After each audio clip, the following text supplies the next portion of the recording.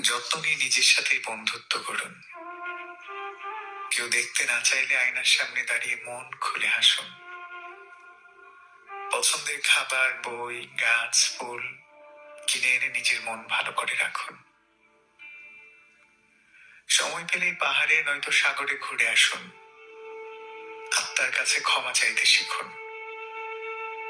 কারো ক্ষতির কারণ না হয়ে নিজের মতো করে আনন্দ নিয়ে বাঁচুন। উপার্জনের টাকা জমান বা খরচ করেন নিজ সহ প্রিয়জনের জন্য।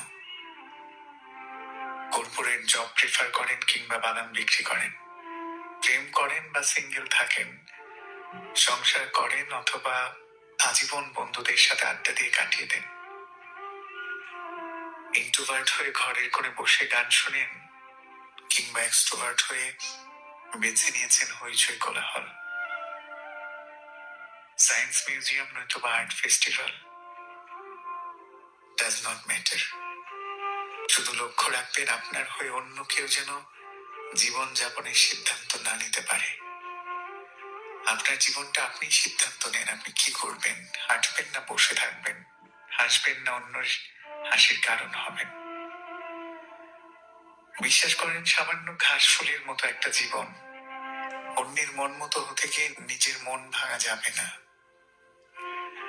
আফসোস জমানোর মতো স্পেস বুকের জমিনে রাখতে হয় না। বাউন্ডারি সেট না করে এক কদম এগোনো ঠিক হবে না। সাজানো মনের বাগানে অন্যের পছন্দের বীজ রোপণ করা যাবে না। Be honest, be strong, be healthy, be happy, be yourself. সামান্য ঘাস ফুলের মতো একটা জীবন অন্যের মন মতো হতে গিয়ে নিজের মন ভাঙা যাবে না, কখনোই না।